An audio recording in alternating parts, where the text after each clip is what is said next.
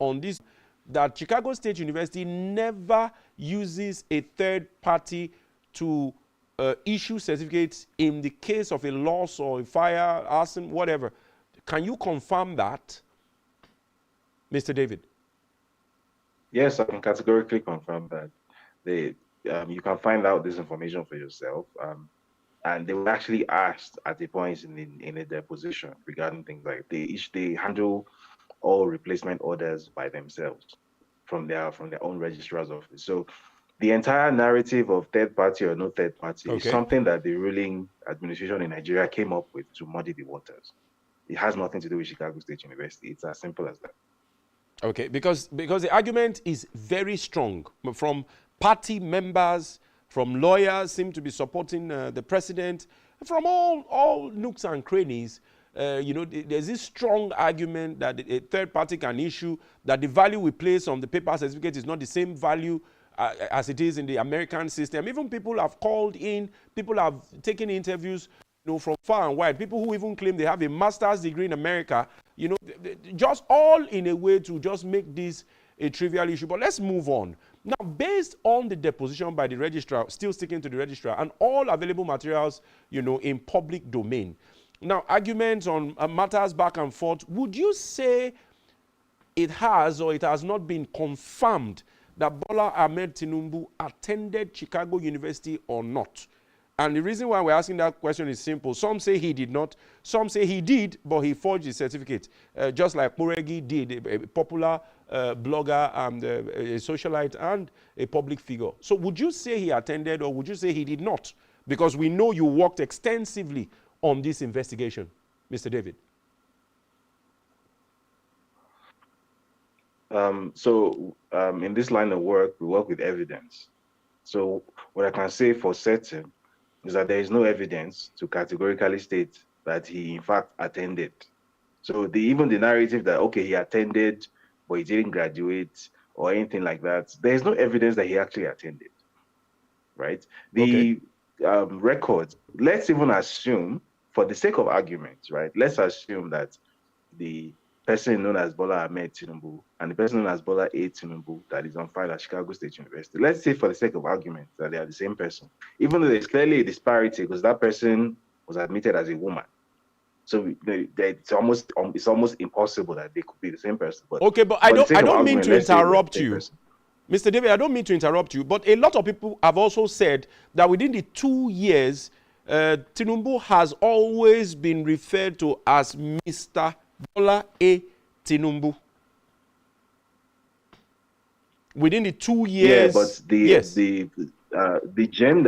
but the gender on the transcript that was used to give him admission clearly said female. So again, people really want to wish this thing away. People really hope that repeating something enough times will make it go away. It's not going away, right? Facts are facts. Facts really don't care about anybody's feelings about them, right? It's there. It's in black and white that the person who was admitted to Chicago State University was a woman, was female, right? So let's even say for the sake of argument that they are the same person, right? How is it that a university, right? Let's even say this is not even a university in America. Let's say this is a polytechnic in Gusau. Can you imagine getting admission at Federal Polytechnic Gusau, Zamfara State, and then they will say there's no need for any identifying information on you whatsoever, no ID, nothing. So they don't need to take your birth certificate, no passport photograph, no copy of your passport data page, no copy of your driver's license or anything at all that identifies you, nothing. They don't need anything from you. All you just basically get admission and you write your name down somewhere, that's it. Your name is enough. They even say they don't have records of how this person paid their tuition fees. How on earth is that possible? Even if it were a federal polytechnic somewhere in the backwaters of Zamfara State, you would raise your eyebrows. How is that possible? Not to talk in Chicago.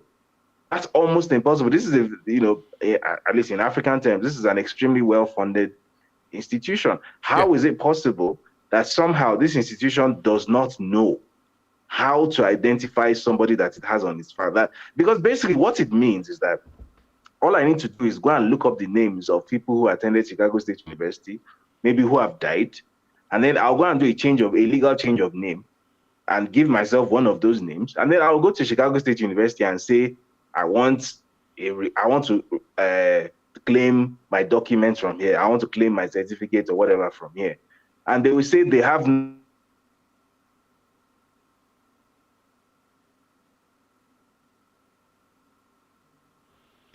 all right, on file. All right, David, are you there? Yeah, can Yes, you hear me I'm here. clearly?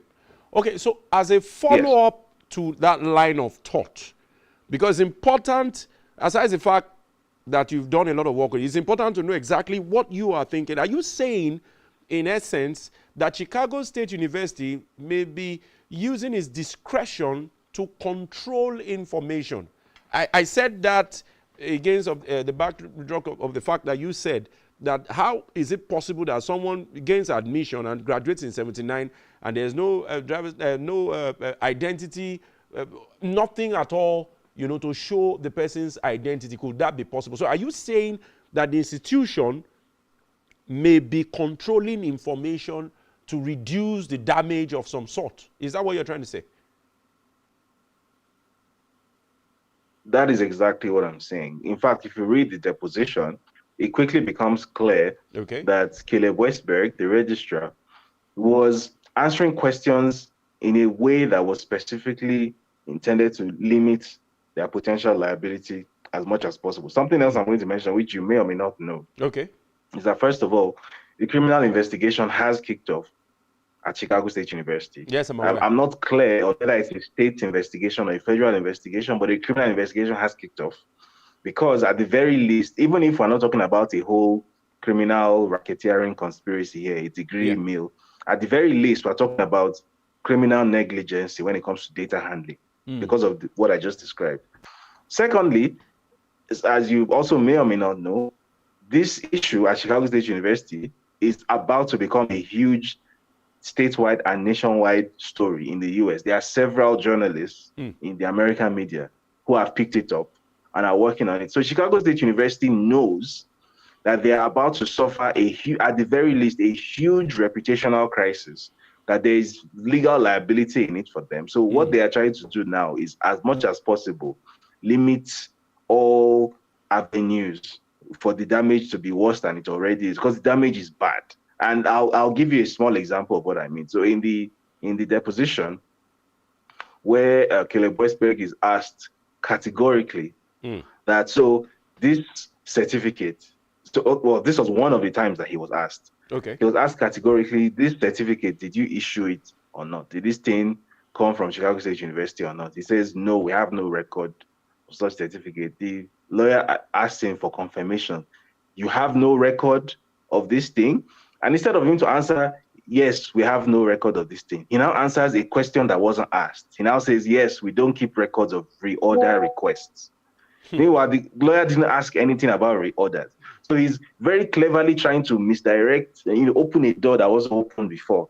That, okay, maybe, yes, we didn't actually issue this certificate, but maybe it's possible that at some point in time, there was a reorder request that was made. And because we don't keep records about anything, because our data handling methods are so poor, so we actually cannot verify whether or not at some unspecified point after 1979, we issued a 1979 certificate, which is absolute nonsense, but you can clearly see what he was trying to do there.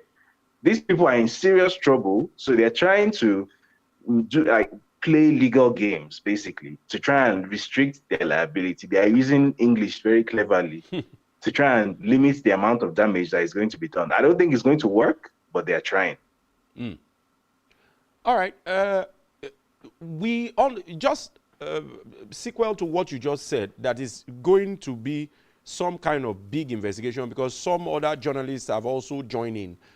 We also got some kind of information that some of the major agencies and institutions of government are also involved, and we also understand that certain amount of pages of information will begin to in public space. Can you please throw more light, on that? So last year, when I was working on my initial story about Mr. Tinubu and his involvement in drug trafficking, I had a sort of what's the word I'm looking for? A collaboration with a Okay. fellow known as Aaron Greenspan. He's the founder of Plainsight.org. Plainsight is a website that places case files in the US into the public domain, because sometimes it can be difficult to access these things. You have to pay or whatnot. So what plainsight.org does, Okay. as the name implies, is that it gets access to these records and puts them in plain sight. So one of the things that For people to plainsight be able does to is that access. it issues freedom of it issues freedom of information requests, and it carries out a lot of freedom of information litigation. So when I first met Mr. Greenspan, he was actually the one who suggested that just the case file of a 1993 drug trafficking case alone wouldn't be all that the US government had on this guy, that we should do a freedom of information request to the FBI, that the FBI will definitely have a file on him, because anyone who has ever been part of the federal investigation in the US has an FBI file on them. Kept. So sometime in, I think it was in October last year, we sent an FYA request to the FBI. They have 30 days to respond. So I think in November they responded and they said, we can neither confirm nor deny, blah, blah, blah, blah, blah. And we're not giving you access to it because private citizen, blah, blah, blah, privacy considerations. So after the election, which Mr. Tinubu then purportedly won, Yeah.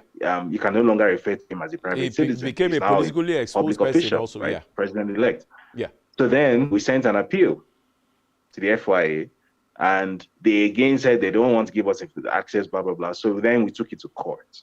So I think we sued them officially. I think it was in either April or May. It was May, right? So Okay. if you check the case files, you will see Aaron Greenspan versus, and there are 6 US government agencies. So it's the FBI, CIA, the DEA, the IRS, the State Department, and the Executive Office of US Attorneys, right? Wow. So Aaron was sort of the face of the lawsuits while I was working in the background, and I was also funding it because I was the one paying all the filing fees and whatnot. Wow. Fortunately, we were able to get a lawyer who was working pro bono.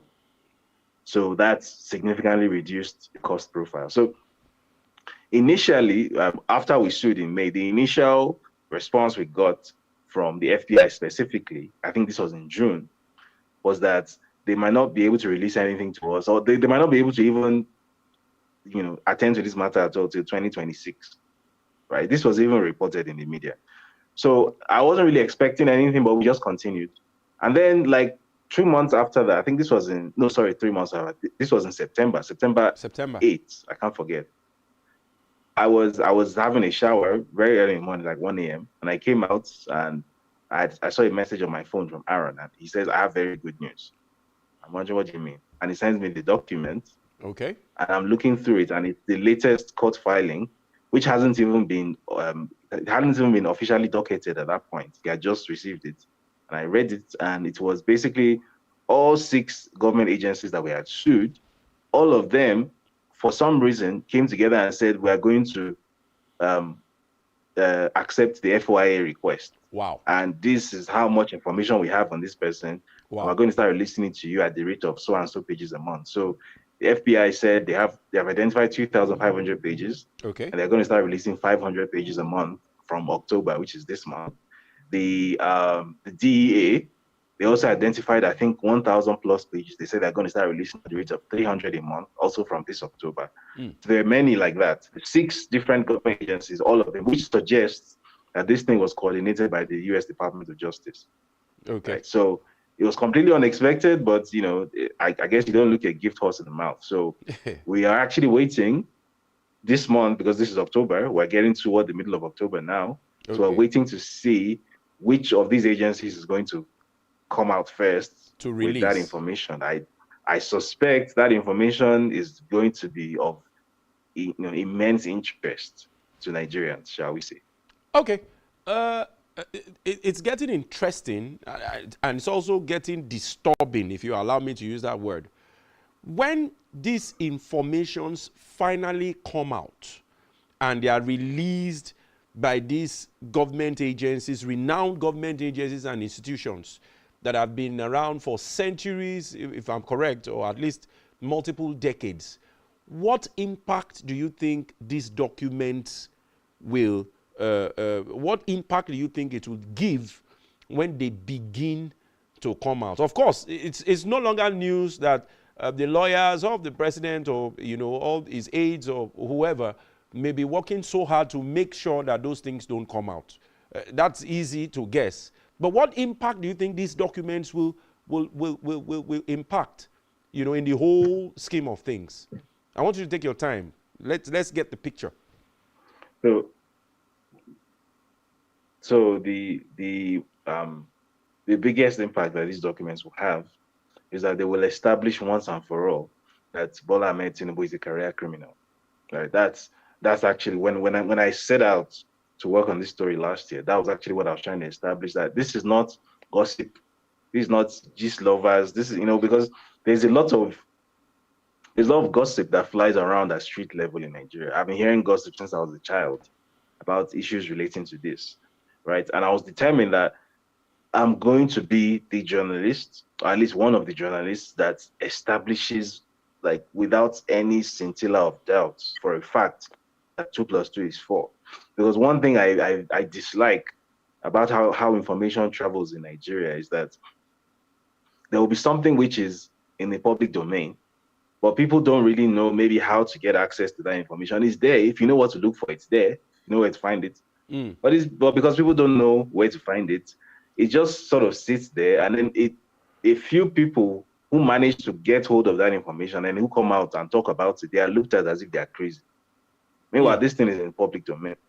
So I was determined that I'm going to drag this story from the realms of, anonymous gossip platforms on the internet and street level gossip to becoming a properly researched, documented, and established journalistic endeavor.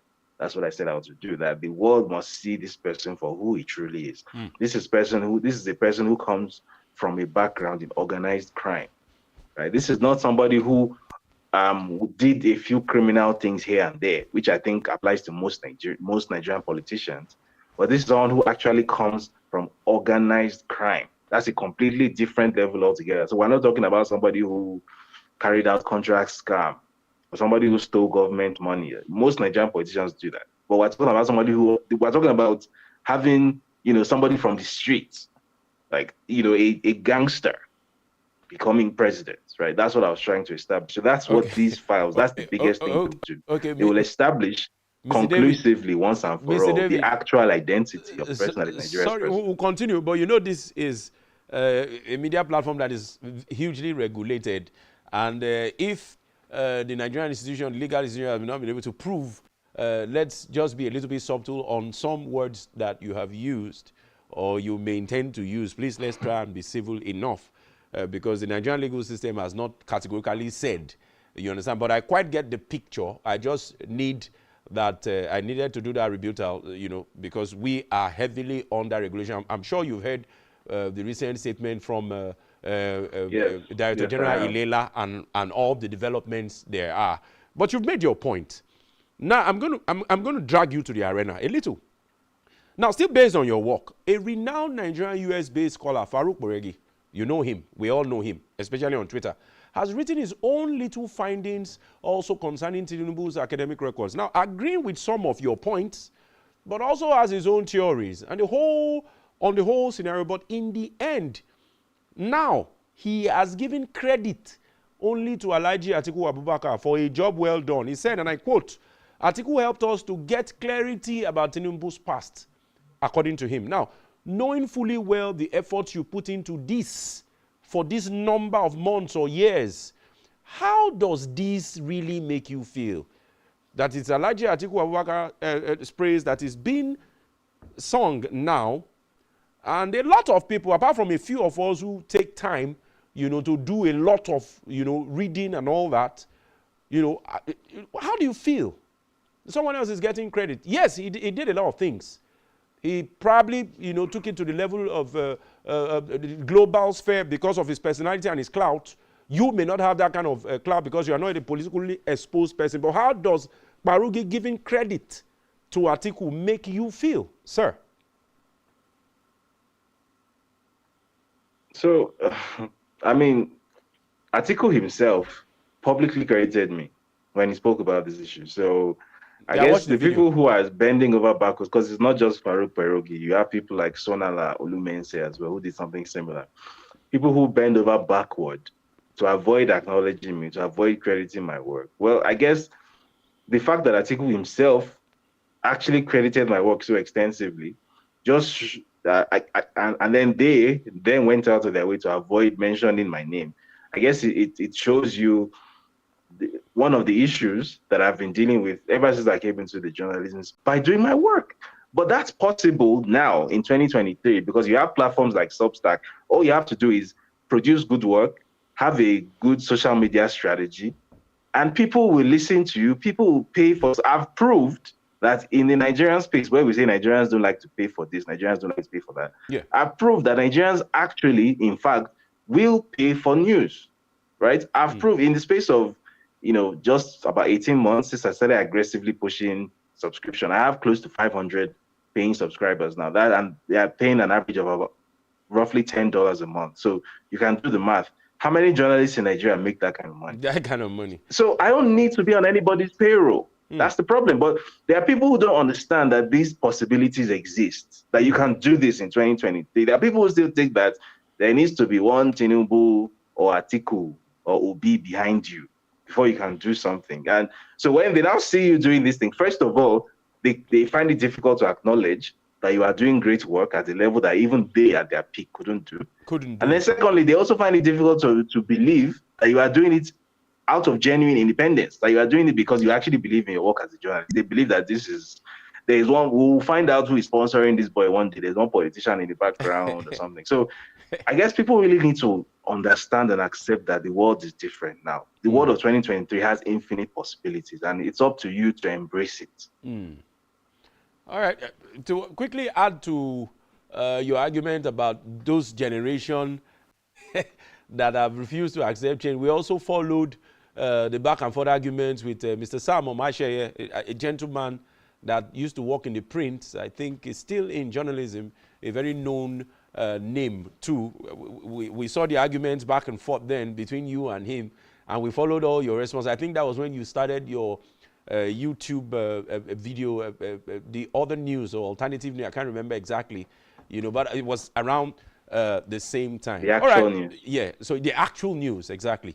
When you were the producer, you were you've done pretty quite much good for yourself. But I'd like to ask you this question now as we gradually wrap up. Now, it's no longer news also that you have done a video claiming that you may have issues in future with your asylum status. And yet again, the accusation, because a lot of people say it's grave accusation. The number one citizen of the Federal Republic, that is a huge accusation that he may be after you to make sure that that asylum no longer holds so that you can be repatriated back to Nigeria. And then in that video, you were not ambiguous. You were very clear that if anything should happen to you in the course of doing your work, which actually gives you the gratification and not anybody sponsoring you, that people should be able to know where it is coming from. And so far, so good. We've not heard anything consciously. We've not heard anything from the quarters of the people you have accused, because they feel, okay, he's just a gentleman, no need to join issues with him. Or if you raise anything now, it may cause more uproar. I want you to confirm and substantiate that yet again as we wrap up. Just a few minutes. So again, if you're looking for a signed document with letterhead from the National Intelligence Agency or the Defense Intelligence Agency, you're probably not going to see that. All I have is people who are in and around these places who pass information across to me. And by the way, after that video, when I had some engagements with the Ghanaian government, they also indirectly confirmed that they have in fact been under pressure from Nigerian authorities regarding me. But they also reassured me that they fully intend to keep on protecting me, that they don't intend to revoke my passport or my asylum status. So that should be noted. The information was true. It went beyond just trying to pressure the Ghanaian authorities. They actually sent a jet to Accra with officials of the NIA on board. Now, Whether they intended to carry out some sort of illegal rendition to abduct me from Accra or not, only they can answer that question. But I'm telling you the information I was given as a matter of fact from somebody who is definitely in the know. So I think now, especially after I was able to speak to the UN Human Rights Council, I think this was the following week or 2 weeks after that. We saw that too. I think the political will to carry out that sort of operation, I think, has significantly waned, has significantly reduced, because how things work, unfortunately, in our part of the world is that the amount of noise you are able to make, the amount of attention you are able to get, can be a crude form of protection for you, right? Because these people really, they prefer to work in the shadows. They don't really like exposure like that. So if you are someone who has a large enough platform that you are able to speak to the 54th session of the UN Human Rights Council and tell them outrightly that this is what's happening and this is who's responsible, that's huge. They're probably going to want to back away. Exactly. So that's kind of what's. However, that doesn't mean that I'm completely out of the woods or anything. Yeah. But it means that for now there's a window which I am sort of living in. All right, that confirms that. So you don't feel safe. As we wrap up in just a few seconds, you don't feel safe. How then are you going to continue on the walk? And by the way, we saw online the recent short documentary you made. It's a recent one. A lot of people have viewed it. It's gaining a lot of massive popularity. But you don't feel safe. How do you intend to continue to carry on your job as effectively as you have always, done it with West Africa Weekly and all the other platforms? So first of all, as I always said, this particular career is not a lifetime career. It's not something you do 20, 30 years. It's something you do 5, 6 years. And then you step away, and let someone else who is younger take the reins. I'm in the process of doing that. So I came into this space fully in 2019. So this year is my 4th year. Next year is my 5th year, right? So next year I should be thinking about wrapping up. So what I'm actually in the process of doing is taking in some investment, making West Africa Weekly something that can run without me being there every day. So, I turned 33 this year. My priorities in life will soon start to change. I'll soon start thinking about having children, So this is the time for somebody who is fresh out of school, some red-blooded, fresh-faced 23-year-old to come and step into that void. So I'm actually actively in the process of doing some sort of training and recruitment. I've taken on some investment for that purpose. I'm basically trying to institutionalize West Africa Weekly so that it can run without me, so that the kind of journalism that I think I've been able to reintroduce to the Nigerian space can continue even without me being actively there. That's what I'm in the process of doing now. So I have no intention of being this person indefinitely. When there's a book I have coming out in January, which is going to tell part of the story of the past 3 years. And one of the biggest characters in that book is a very senior colleague of mine. He's someone I have a lot of respect for. He's someone who has been very helpful to me. We all know. And as much as I love this man, I cannot imagine being his age and still doing the work he does. Still having to run from one country to another when I'm touching 60. I can't imagine it. So I've given myself a time period that, okay, I'm doing this from this time to this time. And then after this, I'm going to take a step back and let younger people fill in the gap, right? And they too, when they get to a certain age, they will also let younger people fill in. I think that also solves the problem of succession and continuity. Wow.